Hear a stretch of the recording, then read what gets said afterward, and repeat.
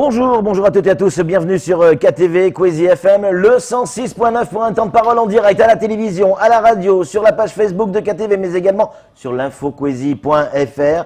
Je vous l'ai promis depuis ce matin très tôt, il est avec nous. Dans l'intimité, on l'appelle Jean-Yves, mais en réalité, tout le monde le connaît sous le nom de Tip Top. Il est avec nous. Bonjour Tip Top. Bonjour Mayotte. Comment ça va bien ce matin? Eh ben, ça va plus que bien. Un petit peu en colère, mais on va en parler dans un instant. Tip Top est venu sur ce plateau pour pousser un coup de gueule et on commence ce premier coup de gueule à la Tip Top avec la dingue. Qu'est-ce que vous avez contre la dingue? Ben, je suis contre la dingue parce que j'ai failli passer, j'ai failli mourir.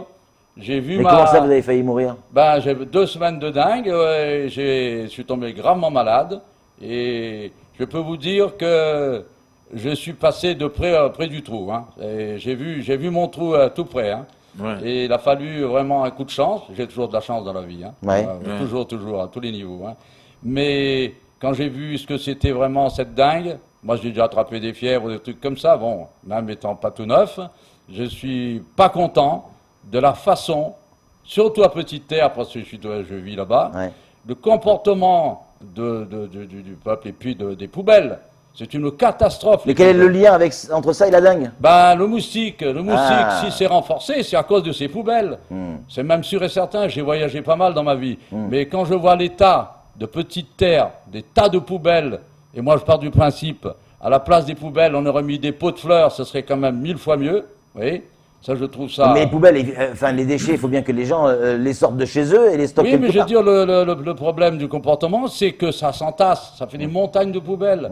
Comme par miracle, hier et avant-hier... Donc le problème, c'est pas les poubelles, c'est le ramassage? C'est le ramassage, voilà. D'accord. Voilà, on a le ramassage, et là, je me suis rendu compte hier, ils sont devenus tous fous, ramassent tous les poubelles. Et vous allez retourner la semaine prochaine, vous allez avoir autant, vous voyez. C'est pas un ramassage permanent. Ouais. Voilà. C'est-à-dire on les laisse pourrir, on les laisse s'accumuler pendant une semaine, 2 semaines. Après, on vient. On monte. Et puis il y a de tout là-dedans. Et ça, j'ai trouvé ça parce que je roule beaucoup sur Petite Terre.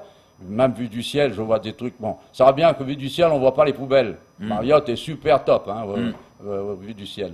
Mais si on ne fait rien au niveau des déchets, je vais vous dire, on part à la catastrophe. Et là où je suis pas content du tout, c'est que quand j'ai observé, on a commencé à traiter il y a à peu près 3 semaines à mois, des petits coups de pompe, vous savez, des coups de fumée sur le bord de la route, j'ai l'impression qu'on renvoie les moustiques dans notre cours.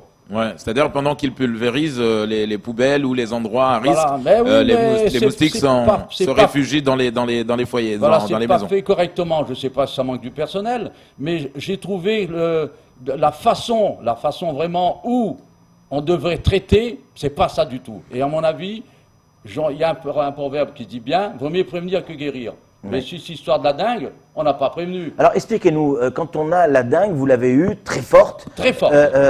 Vous l'avez dit à l'instant, vous avez eu le sentiment que vous avez failli y passer. Oui. Ça fait quoi? Qu'est-ce que vous avez eu exactement? Comment ça se passe quand on a la dingue d'une manière forte comme vous l'avez eu? Parce que c'est un sujet important. Hein. La dingue, il y a plus de morts de la dingue à Mayotte que du coronavirus. Ah ben oui, puis ça ne m'étonne pas. Comment ça s'est passé? Qu'est-ce que vous ressentiez? Alors, ce qui s'est passé, un dimanche matin, j'avais la tête qui avait chauffé un petit peu. Et dans la journée, j'étais pas bien. La fièvre s'est montée à une vitesse phénoménale. Pendant 10 nuits, j'ai pas dormi. Pas une seconde. Laissez-moi vous dire, par moment, on a des idées qui sortent de la tête, un peu bizarres, quoi, vous voyez. Du genre? On n'a plus envie. Plus envie de la vie? On n'a plus envie de la vie, on bascule, on veut plus se lever, vous voyez. On boit du noir. Voilà, on boit du noir, et en plus que ça, l'appétit n'est plus là. Tout disparaît, en définitive. Et on veut sortir, on ne peut plus. J'ai essayé de prendre la voiture, les distances sont faussées. Et parce qu'on arrive vers une voiture, on est dans la voiture. Parce que le cerveau ne fonctionne plus correctement. Et là, je ne suis pas content parce que, en définitive, j'ai vécu ce truc-là parce que j'ai eu beaucoup de pépins dans ma vie. Hein. Mais le pire, c'est celle-ci. Hein. Ah oui? Ah oui, le pire, j'ai vu mon trou, je peux vous dire. Hein. Et un matin... En même temps, vous êtes très souple. Ouais. Pardon. Voilà. Et je pense qu'on doit faire quelque chose rapidement, mais rapidement. Même pour moi, c'est un peu tard, parce que hier, j'ai attrapé une responsable de l'ARS qui était en train de pulvériser à Pamanzi. J'aurais dit, prévenir que guérir, mais ça s'est mal passé, ce truc-là. Et alors, en définitive, et la dame me dit, oui, monsieur, on a pris beaucoup de retard. Ça, on le sait. J'ai dit, on est mort et on vient vous traiter. J'ai dit, c'est pas top. Ouais. J'ai dit, tous mes amis de l'aéroport, moi je travaille à l'aéroport, j'ai ma petite entreprise, tous mes amis, ils ont tous chopé. Mais tous. Et quand je dis cette dingue, ça va encore en tuer si on ne fait pas quelque chose. Mais est-ce que aujourd'hui, vous ne pensez pas qu'il y a quand même une forte responsabilité, une grande responsabilité de nos mairies? Oui, il y a pas ça. Sans même parler d'abord de l'ARS, est-ce que c'est pas d'abord nos mairies qui Voilà, mais je veux dire, mais on balance cette grande pub à l'ARS, s'occupe de ceci. Mais la mairie, je ne sais pas si c'est un manque de personnel, un manque de mes connaissances des poubelles, parce que moi, je roule. Tous mes amis me disent, tip-top, tu as une montagne de poubelles. Alors j'aurais dit, mais le moustique, s'il s'est renforcé, c'est à cause de ça. C'est même sûr et certain. Vous voyez. Et je pense qu'il va falloir quand même qu'on se réveille très très vite. Donc en Petite-Terre, ce qui est sûr, c'est que la problématique, c'est qu'on ne trouve pas assez d'endroits où les eaux ont stagné. Voilà. C'est plutôt les poubelles pour vous. En tout cas, le problème vient de la dingue forte. En Petite-Terre, c'est plutôt les poubelles qui sont... plutôt les poubelles, les eaux stagnées. Le pire, c'est quand ça pleut pendant 1 ou 2 jours. Alors, c'est un peu ce qui se passe là-bas quand ça sort de la vigie. La vigie, ça fait depuis 2003, je connais la vigie. Il y a plus pendant 2 jours de pluie, ça débaroule toutes les poubelles jusqu'en bas. On a bien compris votre coup de gueule sur la dingue. C'est pas 1, c'est pas 2, c'est pas 1, c'est pas 2, mais c'est 3 coups de gueule que vous allez faire aujourd'hui. Le deuxième se porte sur la délinquance, et notamment en Petite-Terre, mais pas que. Alors, la délinquance, je suis désolé. Ouais. Pourquoi ces jeunes sont délinquants? Est-ce qu'on s'est posé la question? Allez-y, vous avez peut-être un élément de réponse? Eh ben, parce que on s'occupe pas d'eux, déjà d'une. Ça, c'est terrible. Moi, j'essaye de prendre des jeunes pour faire une formation à l'aéroport, mais quand je vois le parcours du combattant pour monter des dossiers, ça vous décourage sur le champ. Ah oui. Et on devrait plus s'occuper d'eux, les mettre un petit peu au travail. Et on parle de poubelles. Pourquoi on ne trouve pas une solution de prendre ces jeunes, les faire travailler un petit peu, pour qu'on puisse au moins rendre Mayotte propre. Et sur l'aéroport... Et pour vous, la délinquance, c'est uniquement lié à l'oisiveté de ces jeunes? Et puis ça pas quoi faire. Je vois bien, parce que moi j'ai connu des gamins qui avaient 5 ans, et je les trouve maintenant à Pamandzi, c'est des gamins que, ils sont devenus délinquants. Ils fument le chimique, on n'arrive plus, on a beau discuter avec. Et je pense que de ce côté-là aussi, on a quelque chose à faire. Nous, les anciens, parce que moi je commence à faire partie des anciens. Quel âge vous avez, Tip-Top? Je vais sur 69 ans. Ah oui. Ouais, bon, je pète encore le feu, ça va. Ouais. De ce côté-là, 69 est un bon chiffre. C'est un bon chiffre, oui. 69 ans, mais je veux dire, il y a une phrase que je retiens toujours de Charles Aznavour. C'est le privilège de l'âge quand on commence à parler comme moi. Ouais, c'est vrai. Voilà, on voit, on a du vécu.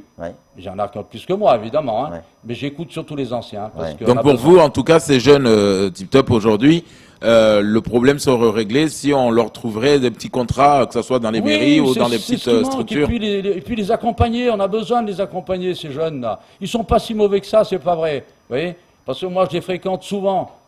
Il y en a qui commencent à me dire, mais c'est un voyou. J'ai dit 1000 fois avec monsieur, j'ai répondu à monsieur Laoui au téléphone. On m'a coupé le téléphone parce que j'étais un peu trop direct. Alors, on me l'a coupé carrément sur Mayotte Première.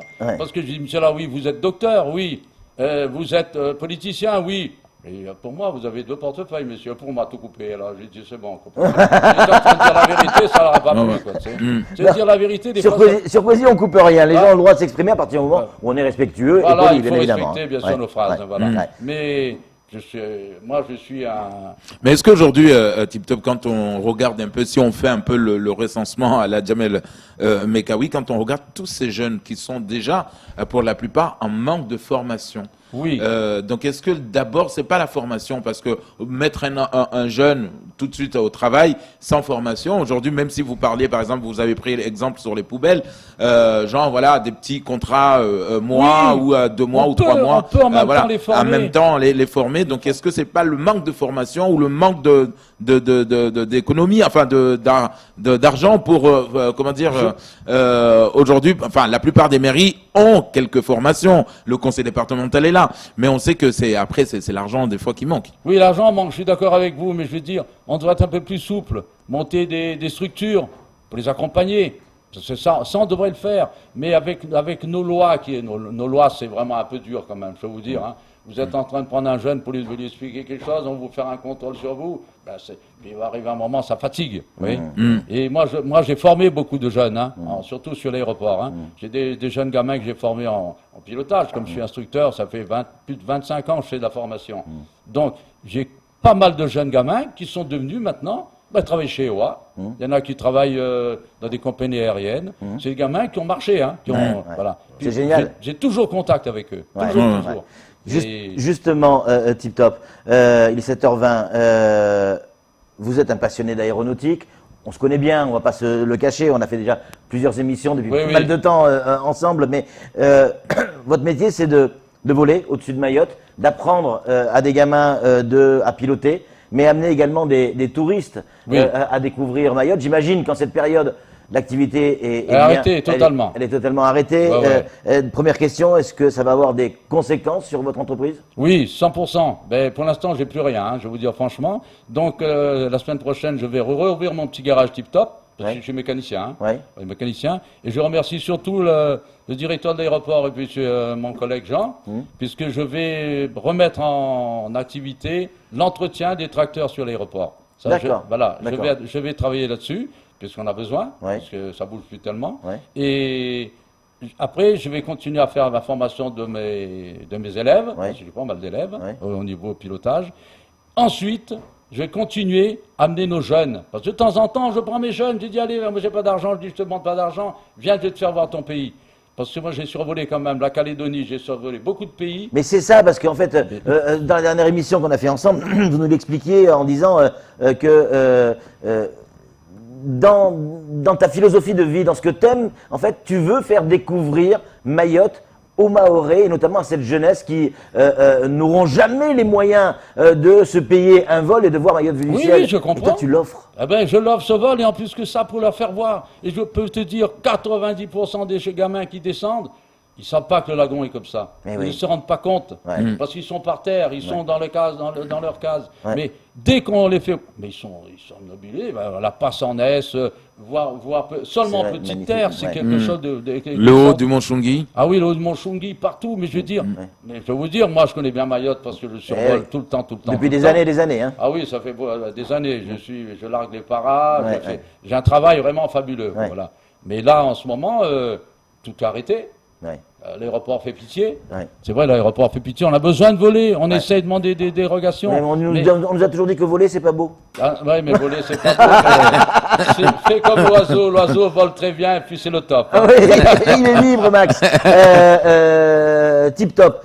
Dernier coup de gueule, l'environnement. Tous les jours, bon, peut-être pas en ce moment, mais tous les jours, vous volez. Et donc, tous les jours, vous avez cette possibilité de comparer Mayotte d'avant et Mayotte d'aujourd'hui, mais sur le plan environnemental, qu'est-ce que vous avez constaté?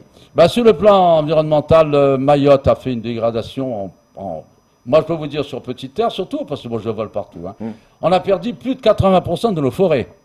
Plus de 80%. Et ça, je peux vous dire, un arbre, quand on l'a coupé, il faut minimum 30 ans pour remettre un autre à côté. Alors, je dis, oui, mais là, ça y est, c'est de nouveau tout vert. Je dis, mais les arbres coupés sont coupés, c'est fini. Alors, si on ne se réveille pas de ce côté-là, on continue à détruire, laissez-moi vous dire, moi, je ne verrai pas parce que je n'ai pas 20 ans. Hein.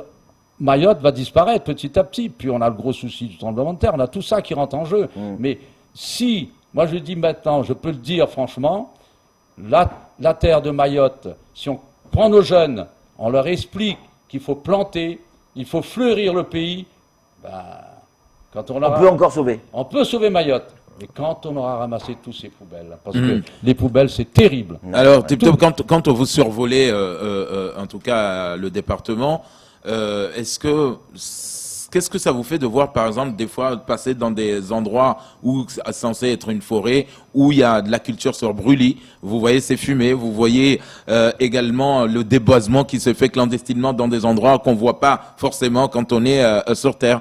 Qu'est-ce que ça vous fait à vous? Est-ce que vous alertez aussi J'alerte tout le monde. J'ai envie de descendre, j'ai envie d'aller me poser à côté pour leur dire de stopper tout ça, parce que on n'a pas le droit, parce qu'on a quand même des règles à respecter. Bien sûr, un minimum. Mais j'ai envie, et je pense que après ce coup de dingue que j'ai eu, j'ai une sensation que j'ai une connexion dans le cerveau qui s'est lâché. Ouais. Donc, je m'a dit, ben, maintenant, tu peux y aller. Et je pense que je vais demander à l'État de Mayotte d'investir dans une machine que je puisse aller voir, mais une machine, parce que je suis pilote d'engins un peu bizarre, vous voyez.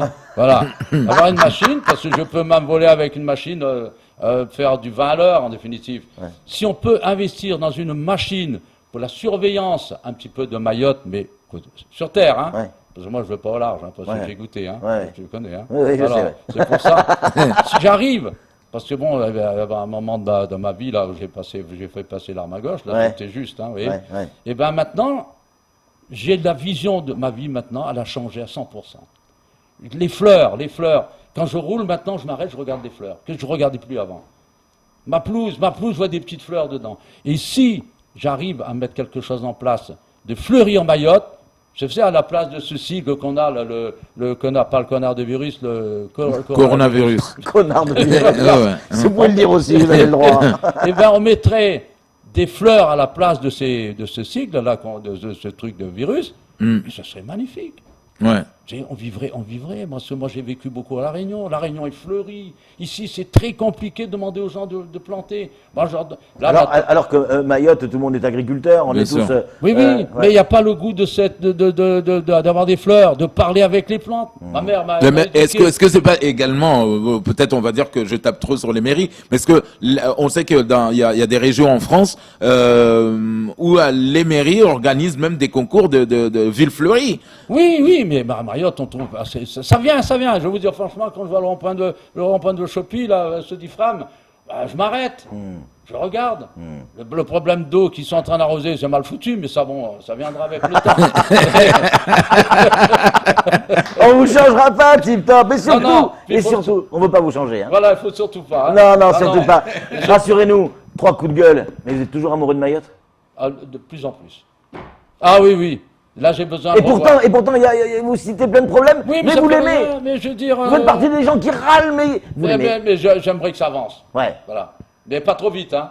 Parce qu'il y a encore une chose que j'ai. Alors, Tip-Top, juste peut-être la dernière question.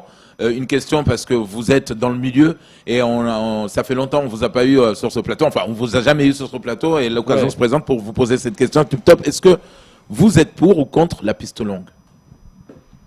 C'est pas d'actualité pour l'instant, parce que avec les misères qu'on a, la piste longue pour moi, pour l'instant, je pense que je ne veux pas en parler parce que bon, j'ai vu la maquette de la piste longue, je l'ai vue, hein.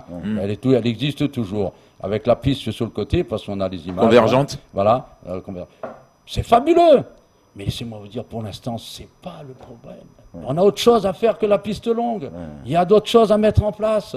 Déjà, comme je le dis, les structures, il n'y en a pas. Il y a beaucoup de choses, mais la piste longue, pour moi, pour l'instant, en 2030, peut-être, on pourra en reparler. Mais pour l'instant, c'est quelque chose qui va être très très loin à mettre en place. Vous n'allez pas vous faire des amis, là, hein? Ah non, mais ça fait rien. Mais il faut dire la vérité. Moi, je roule là-dessus tout le temps. Ouais. C'est amplement suffisant. On n'a encore pas une surpopulation pour amener du monde ici. Merci beaucoup, Tip Top, d'être venu sur ce plateau, d'avoir répondu clairement à nos questions. Merci pour votre franchise. Surtout, ne changez rien. Et la première personne qui appelle le standard de Kwesi, on offre un baptême autour de la petite terre.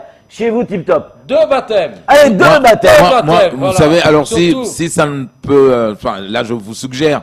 Moi, j'aurais aimé que ce soit un jeune qui est en situation de handicap. Ah oui. Bah alors, 3 baptêmes. Voilà. Le troisième, 2 baptêmes plus. J'ai fait handicap à La Réunion, j'ai amené beaucoup de gens. Allez, les 2 premières personnes qui appellent au standard de Kwesi, on vous offre le baptême. Il faut qu'on se quitte. Voilà, pas de problème. Merci beaucoup. N'oubliez pas, aidez Kwesi. Oui. Voilà. Je vous promets que c'était pas prévu. Hein. Voilà. Aidez Kwesi. On sera là pour que tu tiennes le coup. Merci beaucoup, Tip Top. Pas de problème. Allez, à très bientôt. À bientôt. C'est tout pour ce temps de parole. Tout de suite, la suite de nos programmes.